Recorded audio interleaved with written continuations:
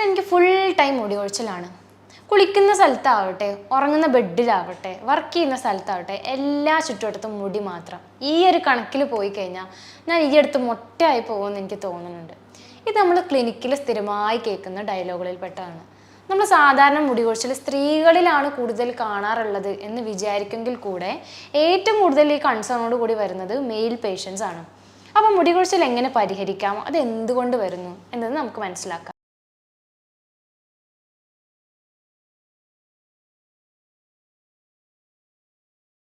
ഞാൻ doctor Rehana Rasheed, doctor Basil's homeo hospital, Pandikkad, Malappuram ജില്ല. ഈ ഹെയർ ഫോൾ എന്ന് പറയുന്നത് ഒരു നോർമൽ പ്രോസസ്സാണ്. ഒരാൾക്ക് ഏകദേശം ഒരു ഡെയിലി ബേസിസിൽ 60 മുതൽ 120 മുടി വരെ ഓരോ ദിവസവും കൊഴിയാവുന്നതാണ്. ഇതിന് യാതൊരുവിധ പ്രശ്നമോ ട്രീറ്റ്മെൻറ്റുകളോ ആവശ്യമില്ല. എന്നാൽ ഇതിനുപരിയായിട്ടുള്ള മുടി കൊഴിച്ചിൽ വരിക, ഇത് മുടി കൊഴിയുന്നതിൻ്റെ അതേ തുല്യതയിൽ മുടി തിരിച്ച് വളരാതെ കാണുക, ഒരു സ്ഥലത്ത് മാത്രമായിട്ട് മുടി നഷ്ടപ്പെടുന്ന രൂപത്തിൽ കാണാം, അലോപേഷ്യ ഏരിയറ്റ പോലെ വട്ടത്തിൽ ബാൾനെസ് വരുന്നത്, സ്കിന്നിന് എന്തെങ്കിലും ചൊറിച്ചലോ അവിടെ മുറിവ് പോലെ വന്നതിന് ശേഷം അവിടുത്തെ മുടി നഷ്ടപ്പെടുക, നടുക്ക് നിന്ന് പെട്ടെന്ന് മുടി നഷ്ടപ്പെടുന്ന പോലെ പൊട്ടലുകൾ വരിക.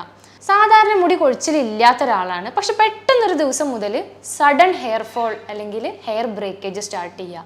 ഇത്തരത്തിലൊക്കെ ചേഞ്ചസ് വരുമ്പോൾ നമ്മളൊരു ഹെയർ ട്രീറ്റ്മെൻറ്റിനെ പറ്റിയിട്ടോ അല്ലെങ്കിൽ എന്താണ് നമുക്കുള്ള ബുദ്ധിമുട്ട് എന്നുള്ളത് മനസ്സിലാക്കൽ വളരെ നിർബന്ധമാണ്.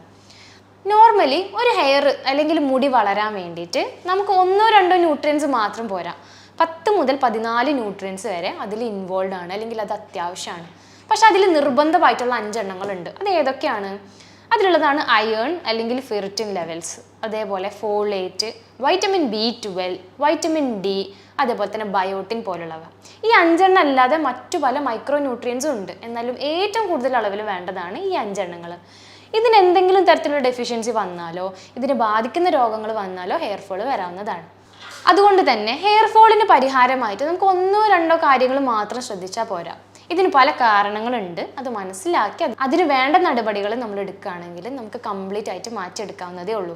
ഏറ്റവും കോമൺ ആയിട്ടുള്ള ഒന്നാണ് ന്യൂട്രീഷണൽ ഹെയർ ഫോൾ. അതായത് എന്തെങ്കിലും ഞാൻ ഈ പറഞ്ഞ ന്യൂട്രിയൻസിൽ കുറവ് വരാനോ ഡയറ്റിൽ എന്നുണ്ടെങ്കിൽ അതിൻ്റെ ഭാഗമായിട്ട് നമുക്ക് ഹെയർ ഫോൾ വരാം. അത് നമ്മൾ ഭക്ഷണത്തിൽ ശ്രദ്ധിച്ചാൽ മാത്രം മതി, അത് നികത്താവുന്നതേ ഉള്ളൂ. അതിനുൾപ്പെടുത്തിയിട്ടുള്ള കുറച്ച് ഫുഡുകൾ എന്തൊക്കെയാണ്? പക്ഷേ നട്ട്സ് വളരെ നല്ലൊരു ഓപ്ഷനാണ്. ബദാം, പിസ്ത, കടല പോലുള്ളവ കഴിക്കാം. പ്രോട്ടീൻ കൂടുതൽ അടങ്ങിയിട്ടുള്ള മുളപ്പിച്ച പയർ, ചെറുപയർ, അല്ലെന്നുണ്ടെങ്കിൽ ചീരവർഗ്ഗങ്ങൾ, എല്ലാ തരത്തിലുള്ള ഇലവർഗ്ഗങ്ങളും ഇതിന് വളരെ നല്ലൊരു സോഴ്സാണ്. അതിൻ്റെ കൂടെ തന്നെ നമുക്ക് വൈറ്റമിൻസ് അടങ്ങിയിട്ടുള്ള, അതായത് എപ്പോഴും ശ്രദ്ധിക്കുക, വൈറ്റമിൻസ് അല്ലെങ്കിൽ മൈക്രോ മിനറൽസ് ഉൾപ്പെടുത്തിയിട്ടുള്ളത് പച്ച എന്നതിലുപരിയുള്ള വെജിറ്റബിൾസും ഫ്രൂട്ട്സും കഴിക്കുമ്പോഴാണ്. പൈനാപ്പിൾ, മത്തൻ, ക്യാരറ്റ് പോലുള്ളവ കൂടുതൽ നമ്മുടെ ഭക്ഷണത്തിൽ ഉൾപ്പെടുത്താൻ വേണ്ടിയിട്ട് ശ്രദ്ധിക്കാം. ഇത്തരത്തിലൊക്കെ ഫുഡുകൾ ശ്രദ്ധിച്ചാൽ തന്നെ നമുക്കൊരു പരിധി വരെ ഹെയർ ഫോൾ കുറക്കാം. അതല്ല വൈറ്റമിൻ ഡി ഡെഫിഷ്യൻസി കൊണ്ടാണ് നിങ്ങൾക്ക് ബുദ്ധിമുട്ട് വരുന്നത് എന്നുണ്ടെങ്കിൽ നിങ്ങൾക്ക് മഷ്റൂംസോ കോഡ് ലിവർ ഓയിൽ, മത്തി പോലുള്ള സാധനങ്ങൾ ഇൻക്ലൂഡ് ചെയ്താലും ഒരു പരിധി വരെ ഇത് കൺട്രോൾ ചെയ്യാവുന്നതേ ഉള്ളൂ. ഇതിനുപരി നിങ്ങൾക്ക് ബുദ്ധിമുട്ട് വരുന്നതാണെങ്കിൽ ഒരു ഡോക്ടറെ കൺസൾട്ട് ചെയ്തിട്ട് സപ്ലിമെൻറ്റേഷൻ സ്റ്റാർട്ട് ചെയ്യുന്നതും ഒരു ഗുഡ് ഓപ്ഷനാണ്. അതല്ലാതെ നിങ്ങൾക്ക് ചെയ്യാവുന്ന മറ്റു കാര്യങ്ങൾ എന്തൊക്കെ? ഒന്ന്, ഹോർമോണൽ രോഗങ്ങൾ ഉണ്ടോ എന്നുള്ളത് ഉറപ്പുവരുത്തുക. PCOD, PCOS, തൈറോയിഡ് പോലുള്ള രോഗങ്ങളിൽ കോമൺലി കാണുന്നതാണ് ഇത്തരത്തിലുള്ള ഹെയർ ഫോൾ. ഇത് പൊതുവെ കാണുന്നത് സ്ത്രീകളിലാണ്. അതുകൊണ്ട് തന്നെ സ്ത്രീകളിൽ ഹെയർ ലോസ് വരുമ്പോൾ ഈ ഹോർമോണൽ ചേഞ്ചസിന് കറക്റ്റ് ട്രീറ്റ്മെൻറ്റ് എടുത്താൽ മാത്രമേ ഇതിനുള്ളൊരു പ്രോപ്പർ സൊല്യൂഷനായി മാറുകയുള്ളൂ. എന്നാൽ പുരുഷന്മാരിൽ വരുന്നതിൻ്റെ കാരണങ്ങൾ എന്തൊക്കെയാണ്? മോസ്റ്റ് കോമൺ ആണ് സ്ട്രെസ്സ്. സ്ത്രീകൾക്ക് സ്ട്രെസ് ഇല്ല എന്നല്ല ഇതുകൊണ്ട് ഉദ്ദേശിക്കുന്നത്.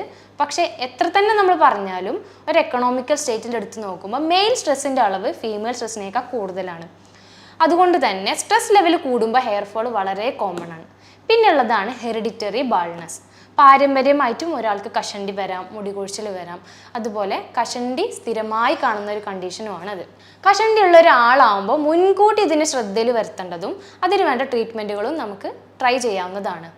മറ്റു പുറത്തുള്ള സിസ്റ്റത്തിൽ നമ്മൾ ട്രീറ്റ്മെൻറ്റ് നോക്കിക്കഴിഞ്ഞാൽ PRP അല്ലെങ്കിൽ പ്ലേറ്റ്ലെറ്റ് സംബന്ധിച്ചുള്ള ട്രീറ്റ്മെൻറ്റുകൾ, ഗ്രോത്ത് ഹോർമോൺ അനുബന്ധിച്ചുള്ള ട്രീറ്റ്മെൻറ്റുകളൊക്കെ നമുക്ക് വേണമെങ്കിൽ ഓപ്റ്റ് ചെയ്യാം. അതുപോലെ തന്നെ മിനോക്സിഡിൽ ഓയിൽ അല്ലെങ്കിൽ അപ്ലിക്കേഷൻസും ഒരു പരിധി വരെ യൂസ് ചെയ്യാറും അതിൽ റിസൾട്ട് ഉണ്ട് എന്നും പല പേഷ്യൻസും പറഞ്ഞ് നമ്മൾ കേട്ടിട്ടുണ്ട്. ഇതിനുപരി കോമൺലി മെയിൽസ് അഥവാ പുരുഷന്മാരിൽ കാണുന്ന ഒരു ബുദ്ധിമുട്ടാണ് ഹെൽമെറ്റിൻ്റെ ഓവർ യൂസ്. ശരിയായ രീതിയിൽ ചൂടുള്ള സമയങ്ങളിൽ ഹെൽമെറ്റ് യൂസ് ചെയ്ത് കഴിഞ്ഞാൽ ആ ചൂട് മൂലം ഹെയർ ഫോൾ വരാനുള്ള സാധ്യതകൾ കൂടുതലാണ്. അതേപോലെ തന്നെ മഴക്കാലത്ത് നനഞ്ഞ ഹെൽമെറ്റ് യൂസ് ചെയ്യുമ്പോൾ നമുക്ക് ഫംഗൽ ഇൻഫെക്ഷൻസോ എന്തെങ്കിലും ഡാൻഡ്രഫുകളോ ഉണ്ടെങ്കിൽ അതിൻ്റെ ഭാഗമായിട്ടും അത് കൂടുകയും അതേപോലെ തന്നെ ഹെയർ ഫോൾ കോമൺലി സ്ഥിരമായി നിൽക്കാനുള്ള ചാൻസസും വളരെ കൂടുതലാണ്. ഇത് മാറ്റം വരുത്തിയാൽ മാത്രമേ അത്തരത്തിലുള്ള ഹെയർ ഫോളിൽ ഒരു ചേഞ്ചസ് കാണാൻ കഴിയുള്ളൂ. എന്നാൽ ഹെൽമെറ്റിന് ഇങ്ങനെ ബുദ്ധിമുട്ടുണ്ടെങ്കിൽ എന്താ ചെയ്യാൻ കഴിയുക? അതിൻ്റെ ഉപയോഗം നിർത്താൻ കഴിയില്ലല്ലോ. അപ്പോൾ അതിന് ചെയ്യാവുന്ന ഒന്നാണ്, യൂസിന് ശേഷം അത് ഡ്രൈ ആക്കുക. ചൂടാണെങ്കിൽ വേർപ്പ് മാറാൻ വേണ്ടിയിട്ടും അതേപോലെ തന്നെ മഴക്കാലാണെങ്കിൽ അതിന് നനവ് കുറയാൻ വേണ്ടിയിട്ടും ഡ്രൈ ആക്കാൻ വേണ്ടി സൂക്ഷിക്കുക. അതിനുശേഷം എന്തെങ്കിലും കർപ്പൂരം അതിൻ്റെ അകത്ത് മണപ്പിക്കാൻ വെക്കുകയോ അല്ലെങ്കിൽ ചന്ദനത്തിരി നമ്മൾ അഗർബത്തീസ് യൂസ് ചെയ്ത് കഴിഞ്ഞാൽ ചെറിയ എന്തെങ്കിലും മൈക്രോബിയൽ ഗ്രോത്തുകൾ ഉണ്ടെങ്കിലും ഫംഗൽ ഗ്രോത്തുകൾ ചെറിയ രീതിയിൽ അതിനൊരു കൺട്രോൾ വരും. എന്നാൽ ഇതൊരു കംപ്ലീറ്റ് സൊല്യൂഷൻ അല്ല. ഓവർ ഇൻഫെക്ഷൻ ഉള്ളതോ ഫംഗൽ ഇൻഫെക്ഷൻ ഉള്ള ആളുകളാണെങ്കിൽ സ്ട്രിക്റ്റ് ആയിട്ടും അതിനൊരു ട്രീറ്റ്മെൻറ്റ് അവൈലബിൾ ആക്കൽ നിർബന്ധമാണ്. മറ്റ് കോമൺ കോസ് അല്ലെങ്കിൽ ഏറ്റവും കൂടുതൽ മുന്തി നിൽക്കുന്ന ഒരു കാരണമാണ് പോസ്റ്റ് പാർട്ടം ഹെയർ ലോസ്. പ്രഗ്നൻസിക്ക് ശേഷം ലേഡീസിൽ കാണുന്ന മുടി കൊഴിച്ചിൽ. ഇത് ഇമ്മീഡിയറ്റ്ലി കാണണം എന്നില്ല. ഡെലിവറിക്ക് ശേഷം 1-2 മാസത്തിൽ ഇത് തുടങ്ങാം. ഒരു 6-8 മാസം വരെ കനത്തമായ ഹെയർ ഫോൾ വരാവുന്നതാണ്. ഇത് മനസ്സിലാക്കുക, ഇത് പ്യുവർലി ഹോർമോണൽ ബേസിസ് കൊണ്ട് വരുന്നതാണ്. അതുകൊണ്ട് തന്നെ back to hormonal level balance കിട്ടുമ്പോൾ ബോഡി അത് തിരികെ ഹെയർ ഗ്രോത്ത് വരുത്തുകയും ചെയ്യും. പക്ഷേ ഇതിൻ്റെ കൂടെ നിങ്ങളൊരു ഗുഡ് ഡയറ്റ്, ഞാൻ ഈ നേരത്തെ പറഞ്ഞ ഫുഡുകൾ ഇൻക്ലൂഡ് ചെയ്തിട്ടുള്ള ഡയറ്റുകൾ ഉൾപ്പെടുത്തിയാൽ മാത്രം മതി. മറ്റൊരു ടൈപ്പാണ് അലോപേഷ്യ ഏരിയാറ്റ. ഇത് സ്കാൽപ്പിൽ മാത്രമല്ല ബിയേർഡ് അല്ലെങ്കിൽ മീശയിലും താടിയിലൊക്കെ വരാവുന്ന ഒന്നാണ്. അതിന് ചെയ്യേണ്ടത്, നിങ്ങൾ സ്ട്രിക്റ്റ് ആയിട്ട് ഒരു ഡോക്ടറിനെ കണ്ടിട്ട് ഫംഗൽ ഇൻഫെക്ഷൻ ഉണ്ടോ ഇല്ലയോ, ഉണ്ടെങ്കിലും ഇല്ലെങ്കിലും അതിനുള്ള പ്രോപ്പർ ട്രീറ്റ്മെൻറ്റ് ഉറപ്പുവരുത്തുക. ഇത് യാതൊരു തരത്തിലുള്ള ക്രീമുകൾ ഉപയോഗിച്ചാലോ ഓയിൻമെൻറ്റുകൾ ഉപയോഗിച്ചാലോ മാറുന്നതല്ല. അകത്തുനിന്ന് ട്രീറ്റ്മെൻറ്റ് ചെയ്താൽ മാത്രം മാറുന്ന ഒരു രോഗമാണ്. അത് സ്ട്രിക്റ്റ് ആയിട്ട് ഫോളോ ചെയ്യൽ തന്നെ വേണം. ഇതൊന്നും അല്ലാതെ നമുക്ക് കോമൺലി അറിയുന്ന ഒന്നാണ് ഡാൻഡ്രഫ് മൂലമുള്ള ഹെയർ ഫോൾ. ഡാൻഡ്രഫ് ഉള്ള ആൾക്കാർ ശ്രദ്ധിക്കേണ്ട കുറച്ച് കാര്യങ്ങളുണ്ട്. എപ്പോഴും സ്കാൽപ്പ് ക്ലീൻ ആയിട്ട് നോക്കുക.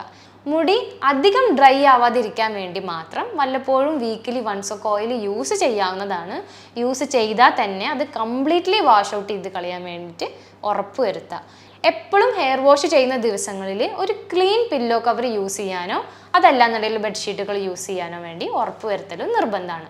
അതല്ല, ഇതിനൊക്കെ പരിഹാരമായിട്ട് എന്തെങ്കിലും ക്രീമുകളോ മറ്റെന്തെങ്കിലും അരച്ച് തേക്കുന്നതോ അല്ലെങ്കിൽ ഓയിൻമെൻറ്റ് ഷാമ്പുകൾ പോലുള്ളത് ഉപയോഗിക്കുന്നവരാണ് നിങ്ങൾ എന്നുണ്ടെങ്കിൽ അതൊരിക്കലും ഒരു ഡോക്ടറിൻ്റെ സൂപ്പർവിഷൻ ഇല്ലാതെ യൂസ് ചെയ്യരുത്.